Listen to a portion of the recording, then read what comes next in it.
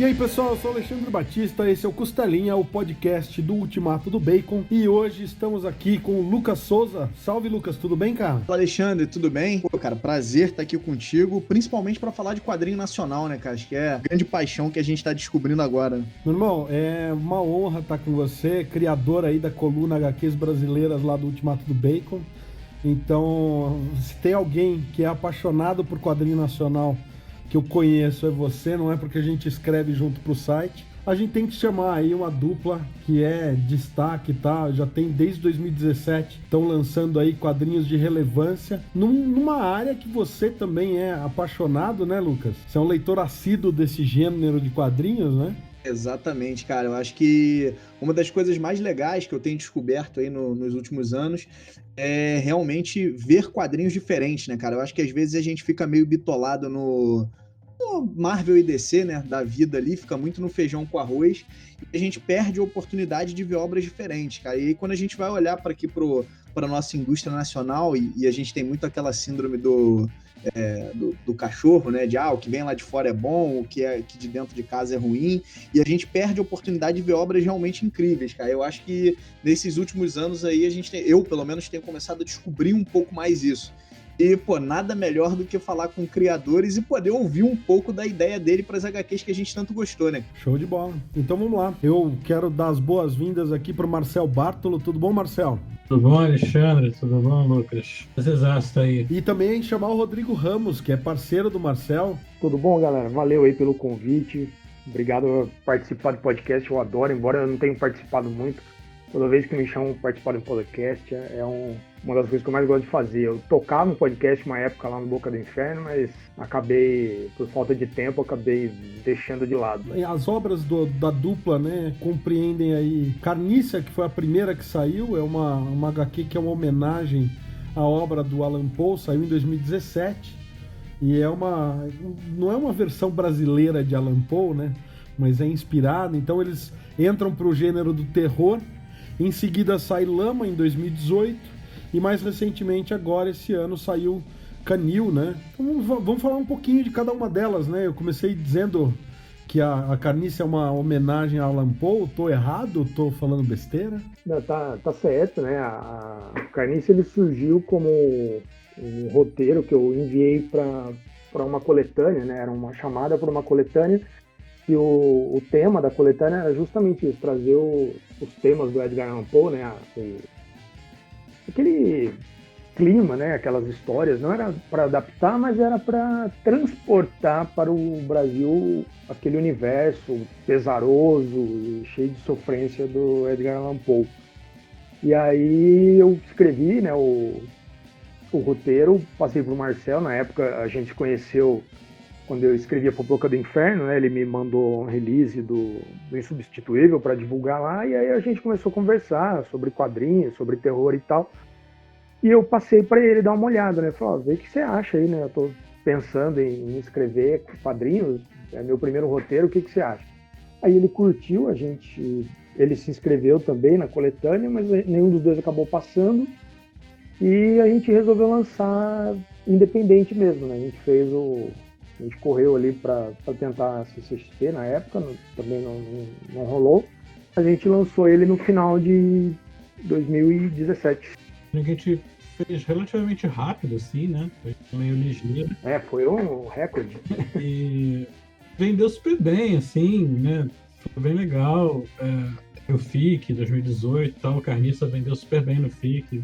Recepção muito legal. E a gente se empolgou, resolvemos usar esse nome para um nosso selo, digamos assim, de quadrinhos de terror, né?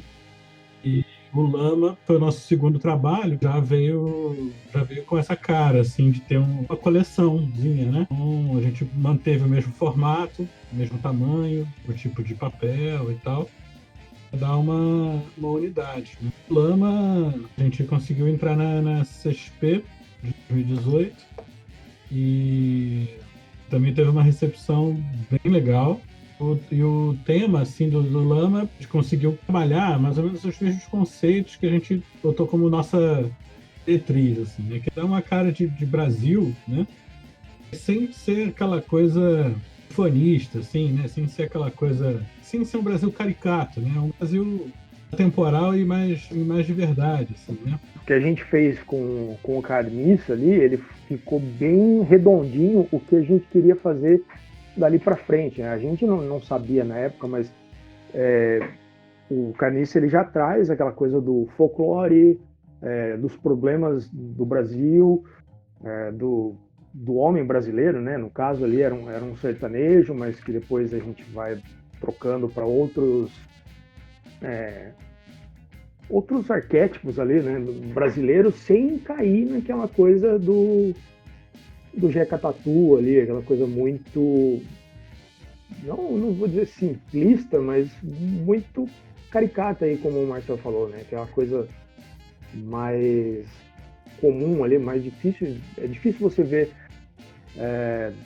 dentro do terror. Normalmente a galera vai para um lado mais gótico ou mais urbano, e a gente queria ir por um caminho que corresse ali no meio. Acho que aí o que a gente conseguiu assim equilibrar um pouquinho essa mistura de folclore com um tom de homenagem a algo que a gente gosta, clássico e tal, mas mirando para frente, assim, né? Mirando para o que está se produzindo agora, da nossa linguagem de terror e suspense e tal, né? O Lama também foi já um passo além, tinha mais páginas, né? Um pouco. Eu experimentei um outro caminho visual também, porque ele é preto e branco e feito só no lápis e tal. E aí a gente sutilmente bota uns elementos assim meio Lovecraftianos com folclore, sem deixar que isso seja necessariamente a cara da história em quadrinho, né? É uma adaptação de Lovecraft, não é uma coisa, não tem nenhuma das criaturas diretamente dele ali criadas e tal, né? Misturou elementos folclóricos, elementos históricos e tal. E o nosso soco no estômago no Lama foi que a gente fez a história, uma referência à tragédia Barragem de Mariana, né, que tinha ocorrido em 2015, né? E, poxa, uma desgraça. O Rodrigo teve a sacada de, poxa, vamos fazer uma história que usa um cenário, né? Uma cidade desolada e destruída por uma tragédia daquele tipo, né? Uma tragédia ambiental, usada pelo homem e tal. Legal, vamos fazer. Aí Lama foi coroado ainda com um ou 2 meses depois do lançamento, o Brumadinho, né? E veio o Brumadinho, a tragédia ainda pior e ainda maior, ninguém poderia imaginar. Quanto vocês diriam, tanto você quanto o Rodrigo, que isso impulsionou a HQ de alguma forma ou não? Vocês não sentiram impacto nenhum em termos de venda ou de aceitação ou até de promoção na mídia, sabe? Do tipo, é muito interessante quando a gente vê uma obra em quadrinho que retrata a nossa realidade, né? A gente tinha já feito um certo sucesso ali com o Carniça, né? Porque a gente fez um quadrinho independente, a gente imprimiu 500 cópias e ao longo do ano, entre 2017 e 2018, ele praticamente esgotou, né? A gente foi para a CCXP com o lançamento do Lama e praticamente lá acabou. A gente ficou com umas 30, 50 cópias no máximo de Carniça depois da Comic Con. Então, por um quadrinho independente, isso foi um sucesso até considerável, assim. E quando a gente começou a divulgar o Lama, eu pelo menos tentei usar isso como pano de fundo, porque é uma coisa assim, não foi, para deixar claro que isso não era uma questão de oportunismo, até porque se você explora, eu vi vários filmes e vi vários quadrinhos desse tipo do monstro da natureza que ataca, né, a civilização e tudo mais.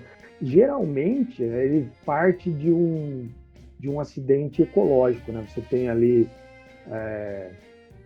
Humanoids from the Deep, que é do Corman ali, ele é baseado em uma pesquisa genética com salmão. Você tem o The Host, né, aquele hospedeiro, né, que é o monstro do pântano, o próprio Homem-Coisa. Normalmente eles envolvem uma questão da natureza se voltando contra o homem.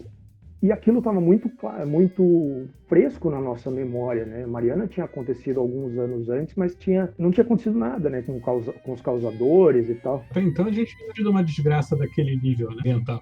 Foi uma coisa muito grande que impactou. A gente ainda estava vendo a lama chegando no mar e como as populações ribeirinhas estavam enfrentando isso. Então, ali, quando eu quis fazer um monstro do pântano, né, que eu sou muito fã desse tipo de terror, de natureza versus homem, assim, eu queria uma coisa que fosse impactante o suficiente para despertar isso e que, ao mesmo tempo, pudesse trazer o aspecto de crítica que a gente coloca nos nossos quadrinhos. E então tudo se encaixou meio que naturalmente, assim. Quando a gente começou a vender o Lama, que o Marcelo falou 2 meses depois, aconteceu Brumadinho, foi bem o contrário, né? A gente parou de promover a HQ, porque a gente ficou sem chão, assim, foi um negócio, a gente criou um negócio grave, pesado para falar, para criticar, e aí veio algo, tipo, a realidade, como o Marcel sempre coloca nos autógrafos dele, a realidade foi muito pior do que aquilo que a gente tinha imaginado. E aí, assim, pelo menos da nossa parte, a gente parou. A gente teve alguma repercussão, algumas pessoas procuraram a gente por conta disso, para fazer umas matérias para jornal e tal, mas a gente mesmo parou de divulgar Lama enquanto aquilo tudo estava acontecendo. A gente voltou a divulgar o Lama já no segundo semestre. Ficou o primeiro semestre, depois que aconteceu o Brumadinho, bem desconfortável de falar no assunto. Por mais que não seja a nossa intenção, né, mas a gente, além de realmente ter ficado impactado pelo acontecido, né, a gente não queria criar uma situação onde alguém pudesse achar que a gente fosse sido oportunista, coisa assim, né. Foi uma tragédia lá quantas vezes maior do que foi Mariana, sabe, assim, a quantidade de mortes e tal. Então, mas como quadrinho, assim, eu acho que ele agora está tendo uma vida um pouco mais lenta, né, do que o Carniça, mas esse pessoal tem gostado, tem reconhecido, né, o quadrinho. Lama, eu particularmente achei uma obra incrível, mas a gente que lê, eu faço consumo bastante terror, seja de filme, livro, HQ, então eu confesso que deu para perceber para onde vocês estavam indo, apesar da temática ser super atual e relevante. E aí, óbvio, como a gente não viveu, é uma realidade, pelo menos para mim, que eu vi pela televisão, mas eu não tive contato, eu confesso que eu não consegui me apegar tanto à obra. Diferente do que aconteceu em Canil. Canil, cara, e aí eu queria perguntar para vocês um pouco de como foi esse processo do desenho, falando de Canil, porque Canil vocês fazem 2 coisas que eu acho incríveis. O primeiro, vocês retratam uma realidade de um sistema carcerário no mínimo difícil e corrupto, e acho que a gente pode se relacionar com isso, seja lá de que área do Brasil a gente mas vocês fazem um negócio que é surreal, que vocês conseguiram me surpreender. Até as últimas páginas da HQ, eu honestamente não sabia para onde vocês estavam indo. E é raro a gente que é leitor há muito tempo, a gente pegar uma obra que a gente fala assim, caraca, eu só consegui perceber o que estava acontecendo nas últimas 3 páginas, 4 páginas. Até ali eu honestamente não sabia para que caminho a obra estava levando. Vocês perceberam que vocês estavam fazendo isso? Estavam conseguindo realmente criar uma trama que a gente, leitor, só ia conseguir perceber o que estava acontecendo no final? Foi intencional? E como é que foi esse processo para chegar nessa temática? Porque o Lama, a temática até por tudo que aconteceu, pela cobertura nacional, é fácil da gente perceber um pouquinho de como é que vocês chegaram na ideia, até pelas referências que vocês estavam comentando um pouco antes. Mas como é que foi isso para Canil? Canil, a ideia inicial partiu de uma piada que eu sempre faço, porque os filmes de terror, assim, tem muito filmes que você assiste, que quando o lobisomem acorda, ele, sei lá, ele tá pelado em algum lugar, tipo, e ele não lembra o que aconteceu, ele levanta, vai embora, volta pra casa, no dia seguinte ele continua matando. E meio que surgiu a partir daí. O que aconteceria se esse cara tivesse sido preso, sabe? Como que a partir do último crime ali, do ciclo, né, daquela lua cheia, o cara fosse pra cadeia? Ou então sei lá, se ele fosse internado, o que poderia acontecer com ele a partir dali. E meio que foi em volta disso que eu criei a história. Outra coisa que eu queria fazer no Canil, embora isso esteja ali, né, aquela questão também da crítica e dos problemas que a gente sempre coloca, eu queria que ela fosse uma história muito mais violenta, assim, muito mais próxima do terror clássico, assim, de cinema, ou, sei lá, uma coisa mais visceral mesmo. Eu não queria que ela ficasse tão sutil e que ela não ficasse... que ela falasse dos problemas mais em segundo plano. Embora eu acho que a desintegração social que está em Carniça, ela não faça parte, ela não esteja em primeiro plano, e a questão política e social de Lama também não esteja em primeiro plano, eu queria que isso ficasse mais sutil em Canil. E aí eu acho que com isso a gente criou uma história tão mais violenta, assim, que ela sai desenfreada, e aí eu acho que isso foi bem benéfico para a obra, assim, porque eu vi muita gente falando, cara, eu fiquei surpreso com o final. E isso é uma coisa que eu fiquei muito feliz, porque para mim isso não foi intencional, assim.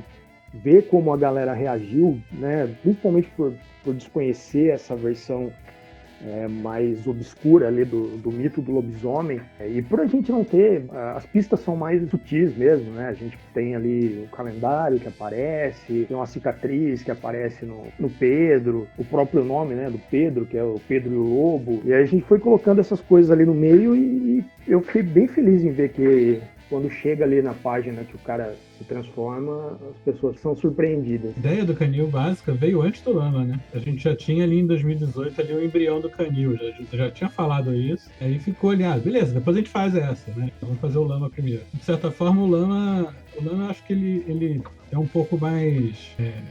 entre aspas, cabeça, de ter ali umas coisas mais simbólicas e tal, de ter um lance da coisa da religião, do culto, então ali que deixa uma história um pouco mais complicada, talvez, de pegar. O Canil, a gente, desde o começo, queria fazer uma coisa mais simples, né? Fazer uma coisa mais direta ao ponto. Essa ideia, eu lembro também que o Rodrigo passou assim, uma cena na cabeça, que era a coisa do gás lacrimogêneo num corredor de prisão, e aí tem aquela coisa dos lobisomens, assim, os olhos vermelhos na fumaça do gás lacrimogêneo, aparecendo e tal. O que eu achei bacana, cara, é porque eu fui ler a HQ de vocês sem pesquisar nada, né? Então, se você ler sem pesquisar, pelo menos... Isso é importante. A experiência que eu tive, eu, honestamente, não sabia que era uma história de lobisomem. Então, eu comecei a ler a HQ e, pra mim, e aí eu não sei se foi intencional, o nome que vocês colocam na HQ Canil, pra mim, vocês estavam se referindo à forma como os presos eram tratados na cadeia, né? Talvez tenha sido isso mesmo. Então, eu cara, não percebi vindo, a realidade foi essa. Então, foi um negócio que a gente que tá acostumado com as histórias que às vezes tem um plot twist no final, a gente normalmente já espera um pouco do que vai acontecer, né? E essa de vocês, cara, eu realmente não vi vindo. Então, quando eu terminei, eu falei, cara, não é possível. Essa que você falou do Pedro e o Lobo aí, eu, cara, não ia pescar nem a pau. Eu reli ela buscando os sinais, o que provavelmente todo mundo fez quando viu, sei lá, o Sexto Sentido. Eu fiz um pouco disso e eu falei, cara, não ia conseguir perceber mesmo, assim. Tem uma estrutura meio parecida, de certa forma, com o Drink no Inferno, né, do Rodrigues, assim, né? A gente, quando viu o Drink no Inferno a primeira vez, como eu, quando eu assisti pela primeira vez, eu não sabia.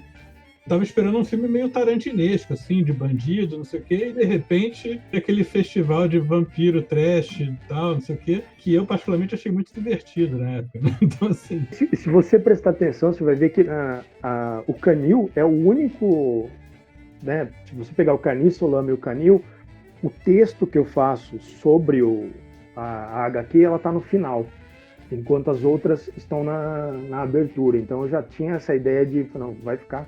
Né, se o cara não folhear antes, e mesmo que ele folheasse, ele não ia entender a maioria das pessoas não ia entender aquela versão, né, que a gente usou do lobisomem ali. Aí teve essa coisa também, porque eu fiz uma historinha em 2018, uma coletânea, uma historinha bem curtinha, e foi de lobisomem. E aí, nesse período, eu acabei pesquisando muito de lobisomem brasileiro, assim, peguei muito vídeo de coisa de caos de lobisomem e tal. Quando a gente estava conversando do Canil, uma coisa que o Rodrigo falou e eu falei assim, cara, a gente tinha que fazer um lobisomem diferente, buscar um lobisomem diferente. A historinha que eu tinha feito, dessa coletânea, eu já tinha feito um lobisomem que era meio cara de porco. Muitos mitos do Brasil têm essa coisa do lobisomem parecer um porco do mato, né? Não é exatamente um cachorro, dependendo da região onde conta a história. Agora, eu sinceramente não lembro nem agora mais aonde que eu achei essa coisa. O Rodrigo também pesquisou. Tinha essa história do homem virado do avesso, que é uma alegoria bem direta a essa questão da raiva interior, né? A raiva explode e você, a pele sai fora, você vira uma outra coisa, todas as suas entranhas estão ali à mostra, né? Aí a gente foi pirando nesse simbolismo aí, eu pirei visualmente naqueles monstros ali que, olha, quase nem vai dizer que é lobisomem exatamente, né? Mas é uma criatura de raiva, pura e simples, né?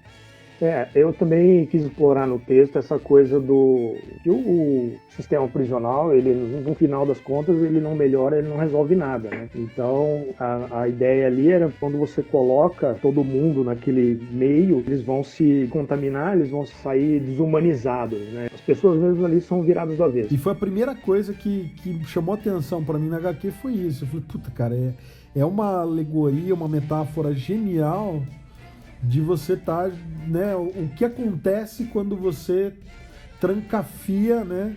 Eu acho que é muito na cara isso, né? Desde a penitenciária chamar Guará, que é uma espécie de lobo e tudo mais, então tem muitos detalhes. Eu pesquei tudo isso de cara, mas é que pra mim o soco no estômago é aquela coisa da hora que os caras vão, sabe, tentar conter a rebelião, do tipo, pô, a galera que tá lá dentro tá 10 vezes pior. Você jogou um elemento ali que tá contaminado e ele tá, né, distribuindo o ódio dele pra todos os outros companheiros de cela ali. Então, quer dizer, um cara entra com, sei lá, um delito pequeno, né? O cara roubou um pão pra alimentar o filho porque tá passando fome, vai em cana, e o cara sai de lá no tráfico de droga, já dentro de alguma facção, sabe? Jurando de matar alguém em vingança, sabe? Então, eu achei muito essa possibilidade dessa metáfora, e eu ia perguntar justamente isso, Rodrigo. Se a metáfora era proposital, porque me parece óbvio que sim, mas eu queria a confirmação. Era isso mesmo, a ideia era essa. Eu achei, assim, tem uma ideia que é uma trilogia bem conceitual ali, que no final ela só fez sentido para mim quando eu terminei de escrever as três, né? E enquanto isso fica claro até pelas capas também, é interessante como isso foi se formando, e eu mesmo escrevendo, o Marcel desenhando, a gente só foi perceber isso no final, que o Carniça, ele trata, tipo, de certa forma, da alma ali, tem a culpa, então a capa tem um coração representando ali a capa, o Lama, né, eu escrevi ali bem durante aquele período das eleições, e tem toda aquela questão da violência, da religião, Deus sobre todos ali. Então, aquilo fala muito sobre a cabeça da população naquele momento. Então, tem uma caveira ali na capa, né, sobre a loucura que explode no final. E o Canil, ele acabou sendo sobre o corpo, assim, como você estressar ali a pessoa até o final, como isso afeta ela fisicamente, né? Embora isso já estivesse lá no começo do Carniça, né, no começo da nossa obra, porque eu sou um fãzaço do Cronenberg, então eu sempre, né, eu uma também. das minhas referências ali, mas isso acabou completando uma trilogia, né, que era a alma, a mente e o corpo. Assim. Eu gostei muito disso, assim, e acho que a gente, não é que a história, elas não são conectadas, né, mas acho que elas criam um fio condutor, assim, temático ali, que elas funcionam juntas, né? Eu falo hoje que é a trilogia da desumanização, né, conforme a gente foi destruindo cada aspecto do ser humano em cada uma das três revistas. Eu, durante a produção do Canil, também teve um período que eu estava trabalhando, dando aula de desenho, aula de quadrinhos, na Fundação Casa. E eu já tinha dado aula na Fundação Casa uns 2 anos antes. E voltei a dar nesse ano que a gente estava fazendo Canil, ano passado, né? De certa forma, isso também contribui, assim, né? Porque tem toda uma carga de energia ali na Fundação Casa que também é pesada e tal, né? A gente vai trazendo.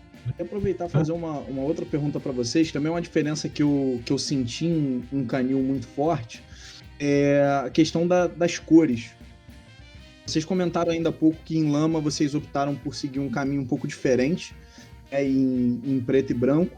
E no Canil, me parece que vocês já voltaram mais pro tradicional, fazendo uma HQ que traz ali, e na minha opinião, no Lama, as cores, elas têm páginas muito importantes, né, onde vocês realmente trazem uma tonalidade vermelha que, pelo menos na minha opinião, impactou em muitas das páginas.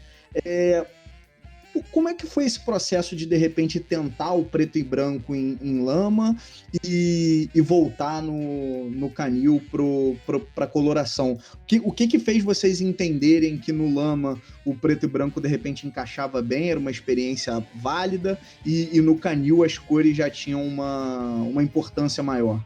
Posso dizer por mim, assim, 2 fatores importantes. Um artístico e o outro econômico. Todos os 3 quadrinhos a gente fez independente, sem fazer financiamento coletivo. Ou seja, a gente bancou tudo. A gente racha os custos e racha os lucros. Carniça era uma revista de 20 páginas, colorida. A gente tinha grana para fazer uma outra igual. Porque Lama era uma história que era maior. Para se conseguir ser maior, teria que ser preto e branco. Uma vez colocado na cabeça que ela teria que ser preto e branco, aí eu busquei uma solução ética que eu achei que combinava com a história, que era fazer o mais crua possível no lápis, de maneira de um desenho que metesse essa coisa mais antiga, porque tem umas passagens de flashback do período colonial, e no momento do tempo presente da revista eu usei lápis e caneta e nanquim, né? Tinha nanquim aguado, né? Achei que funcionava para contar a história, mas a gente teve um motivo econômico por trás, porque era o dobro de páginas do Carniça, a gente teria basicamente o mesmo custo de Carniça. No Canil a gente resolveu ousar um pouco mais, né? Gastar um pouco mais, ter mais páginas, e aí voltar a fazer colorido. Eu acho que a gente conseguiu resolver no Lama, assim, a questão a história, por ela ser uma coisa que ela envolvia o passado e o presente, e ela tinha muito essa coisa do relato, né? Porque o Lama, eu pesquisei vários relatos do Brasil colonial que traziam a criatura do Ipupiara, né? Que é o monstro do Lama. Então eu acho que aí o Marcel conseguiu conduzir a parte artística para casar com essa questão, e ela ficou com muita cara daquele gibi de terror brasileiro lá dos anos 60, 70 e 80, assim, preto e branco.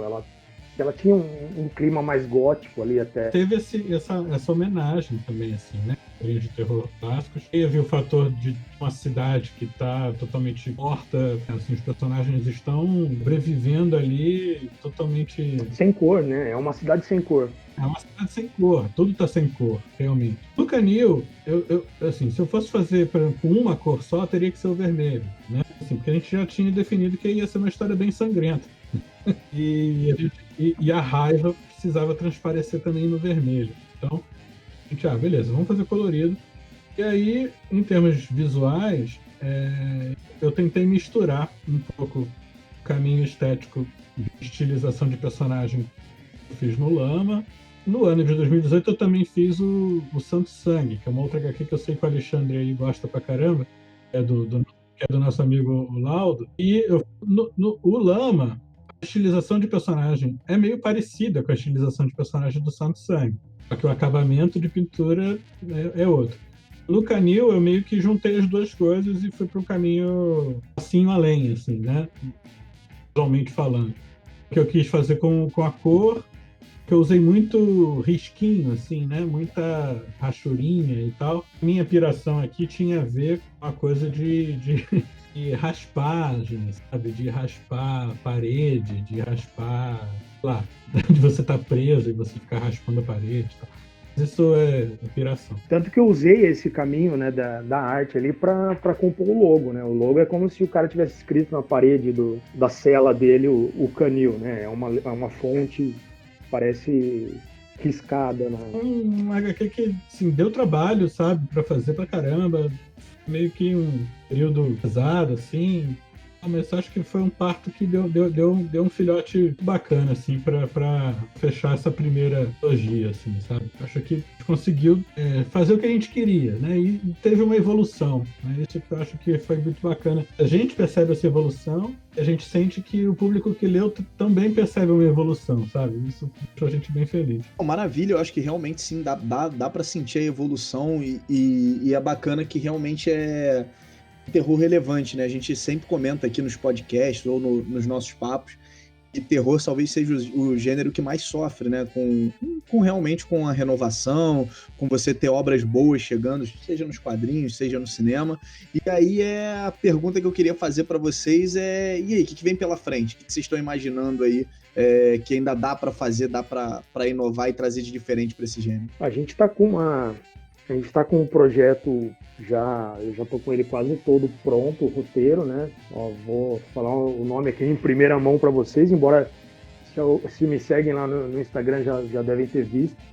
Vai chamar Súbito, né? Vai ser uma HQ de volta ali aos moldes do Carniça, uma HQ mais curta, um outro formato, a gente vai seguir por outro caminho ali para ter mais opções, né?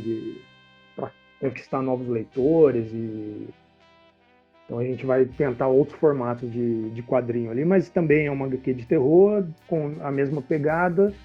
A única coisa que vai ser diferente ali é que eu estou retratando um ambiente mais urbano, né, e distanciando um pouco do folclore ali, mas é o que dá para falar no momento. A gente já conversou de ideias várias, assim, né? Então, o projeto não falta, mas Súbito é um que a gente, se fosse um ano mais normal, história, a gente poderia até já estar começando a fazer o Súbito.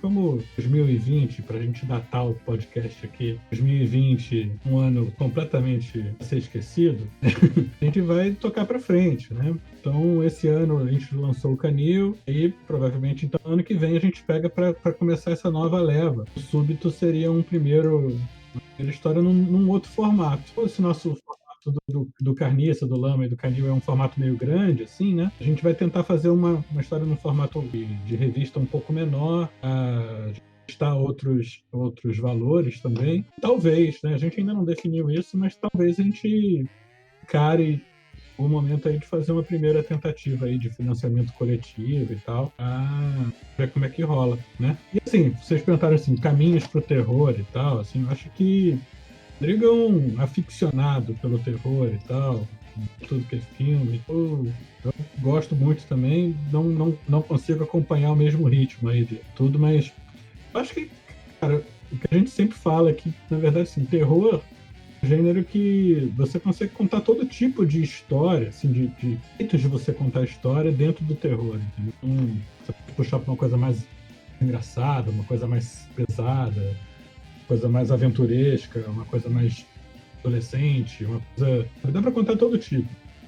E o que é muito bacana do terror é que a gente atinge um público muito amplo e muito diverso. Todo mundo pode gostar de histórias de terror, porque o terror, na verdade, o pior de todos é da vida real. Então, o terror vira uma coisa... Todo mundo acaba usando aquilo como uma válvula de escape, ou de diversão, ou de você aprender a lidar com acontecendo. E o terror ele vem crescendo muito, assim, né? Se você reparar a popularidade e a quantidade de produções cinematográficas, embora aqui no Brasil não cheguem tantas, se você procurar lá no IMDb por gênero, você vai ver que as décadas, assim, dos anos 80 para cá, o terror explodiu, assim, ele, sei lá, quadruplicou a quantidade de produções anuais. E eu acho que, em vista do nosso cenário político e social, assim, não só Brasil, mas mundial, o terror ele vai ter um papel cada vez mais importante, assim, porque o terror ele funciona muito como documento da sua época, né? Você tem nos anos 50, 60, 70, 80, 90, o terror ele fala muito sobre aquele período. E eu acho que a gente nunca precisou de tantas histórias de terror quanto agora. Na verdade, a pior história de terror agora é você fazer um documentário, mas assim... mas eu acho que as ficções de terror podem ajudar a gente a a coisa de uma maneira mais lúdica. Cara, genial. Eu concordo em gênero, número e grau com vocês. Eu acho que é importante nunca perder de vista no terror essa perspectiva, né, da realidade. E o grande problema, né, do que tem de ruim, né, no terror é justamente esse, né, toda a produção que cai mais para um lado comercial, que foca demais no monstrinho, foca demais na assombração ali, e esquece no susto, no jumpscare, né, cara, que é É uma coisa tão barata e fugaz, assim, barata no sentido de pobre, né, digamos assim. E é uma coisa que não é o que a gente vê na HQ de vocês. Eu, sinceramente, sou fã, eu gosto da produção de vocês, justamente porque respeita essa característica básica dos grandes autores, né, cara? De Jorge Romero, a Lovecraft, a Edgar Allan Poe e... Pô, vocês citaram Cronenberg, puta, é isso, né? O Videodrome é mais do que uma pira, se você for assistir ali, né? É mais do que aquela coisa do cara entrar na televisão, tirar uma arma de dentro da barriga e... né? Tem uma outra discussão ali por trás e que a gente tá vendo, pô, o Videodrome hoje em dia é extremamente atual. Se você for pensar no consumo de, né, de, sei lá, não só entretenimento, mas especialmente comunicação de massa, internet e tudo mais. E é isso, cara, dá um orgulho bacana, dá um orgulho grande de ver que a gente tem no Brasil autores que estão, sabe, à altura dos grandes mestres do terror internacional e tal. E, putz, sei lá, só tenho a elogiar e agradecer a obra de vocês, cara. Valeu mesmo, cara. Nossa, até quentinho aqui no coração nesse momento de pandemia. Aí, cara, eu só tenho a agradecer, cara, Alexandre e Lucas aí pelo espaço e demais poder falar pra gente que tá sintonizado aí com o que a gente tá gostando de editar e produzir, né? Esse é o nosso formato e a gente vai seguir trabalhando isso, assim, eu acho que a gente, como consumidor e como fã, assim, a gente está fazendo histórias que a gente gostaria de ler, assim, então, né, como a gente vê o horror de outra forma, muito além desse jumpscare e do terror de shopping que a gente fala, assim, eu acho que esse caminho ainda vai render mais frutos. Né? E eu quero aproveitar e convidar vocês aí agora, né, com a chegada do Súbito, quando tiver o material um pouco mais encaminhado e tiverem aí para fazer toda a divulgação e lançamento, o canal nosso aqui tá aberto para vocês baterem um papo com a gente, falar um pouco mais da HQ, quando puder falar um pouco mais. Não falo só por mim, né, Lucas? Acho que a gente tem um interesse grande aí. Com certeza. Obrigadão. Legal demais ouvir, cara. Eu acho que a gente que tá acostumado a ler HQ é muito bacana quando a gente tem a oportunidade de ouvir um pouco o processo criativo de vocês, entender como é que as coisas são feitas e ver esse cuidado, né? O Alexandre pegou mais detalhes do que eu aqui. O Alexandre, eu tô meio ainda que eu não percebi que era um lobisomem. Eu tava inclusive folheando a HQ aqui, depois que você falou que percebeu aí até o nome do presídio, eu falei, puta, que merda, mas tudo bem, eu acho que é legal a gente ouvir o processo criativo, né, cara, eu acho que isso é bacana, então acho que a gente pode dizer que a casa tá aberta aqui pra vocês, porque é realmente muito legal ouvir vocês falarem. Tem coisas que são muito engraçadas, assim, né, que a gente tem todo um processo criativo nosso, a gente pensa coisas, coloca e tal, que depois que o leitor lê, cara, ele vai ver o que ele quiser ali, né, cara? Então, tipo, no Carniça, teve gente que mandou pra gente mensagem, assim, tipo, pô, gostei pra caramba, não sei o quê. Só que falava coisas que, tipo, a gente nem de longe tinha pensado ali, entendeu? Tipo, porque a pessoa interpretou sei lá o quê, entendeu? Ela falou, pô, porque ele enterrou a mulher. Eu fiquei chocado com o cara que fala que ele desenterrou a mulher. Oi, não? Tipo, de onde ele tirou isso? Não sei, entendeu?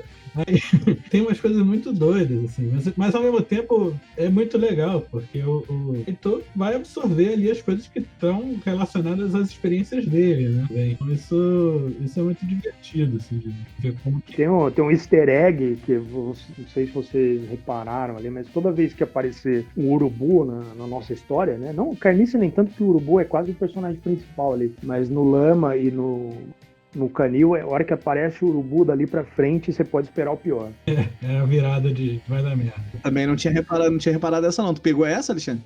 Não, mas eu reparei que tinha o urubu, mas achei que era só um easter egg por conta de ser o selo Carniça, né? Que é na cela do cara lá. Isso, ele coleciona foto ali de aves. Isso, daí tem o urubu ali, né? Na folhinha, bem ali, você pode ver que tá contando que a lua cheia tá chegando. Eu tinha reparado que o urubu tava ali na folhinha, mas eu não tinha sacado que era que nem nos Infiltrados lá, a marca de X do Scorsese, né? Quem tá com X é que vai morrer. Pô, show de bola saber disso. Curti demais. Legal, cara. A gente desce aí a oportunidade, faz aquele jabá esperto e quem quiser acompanhar o nosso trabalho, né? Tem aí Facebook e Instagram, botar Carniça Quadrinhos, vai achar. Botar os nossos nomes também, vai achar. Né? Ramos e Seu Barto. Site para compra, pela página do Carniça você consegue linkar ao site, tem o marcelbartolo.com, o site do Rodrigo também, .com.br, né, Rodrigo? rodrigoramos.com.br, atualizei ele ontem ali com todos os meus trabalhos. E aí é só entrar em contato com a gente lá, quiser trocar ideia sobre quadrinho, pode mandar mensagem direct ali, que falar de terror ali é passatempo constante. Quer convidar aí para outros bate-papos, outras... A gente está na era das lives aí, estamos aí. It's alive!